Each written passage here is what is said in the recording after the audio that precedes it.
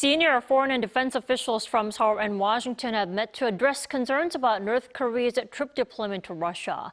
While the U.S. now believes North Korean soldiers are set to join combat in the coming days. Our foreign affairs correspondent Bae Eun-ji reports.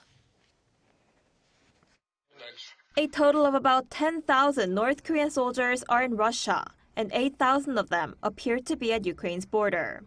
That's according to the U.S. Secretary of State as he made remarks alongside his South Korean counterpart during a press conference following 2+2 talks between foreign and defense chiefs from Seoul and Washington.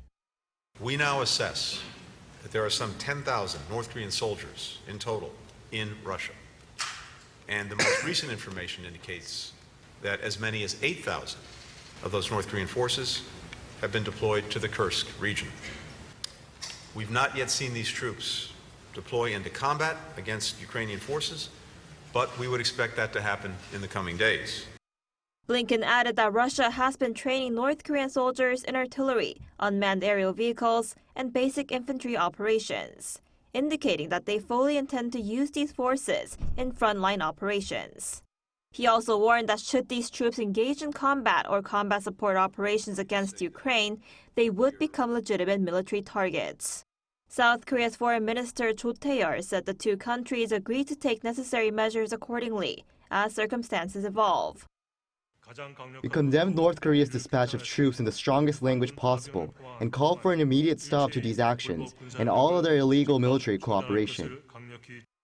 Cho added that the two sides also reaffirmed the goal of complete denuclearization of North Korea and that they strongly condemned the regime's long-range ballistic missile launch carried out the day before.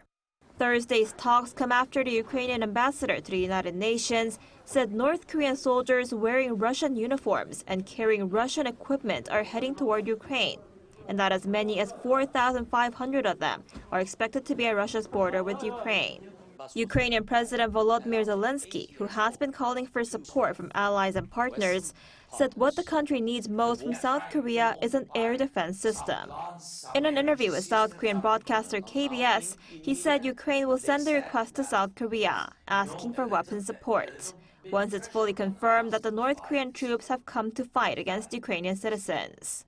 Amid rising concerns, during a UN Security Council meeting in New York on Thursday, the deputy U.S. ambassador to the UN directly confronted Russia. And I have a very respectful question for my Russian colleague. Does Russia still maintain that there are no DPRK troops in Russia? That's my only question and my final point. But the Russian representative at the meeting refused to comment, and the session was adjourned. Bae Eun-ji, Arirang News.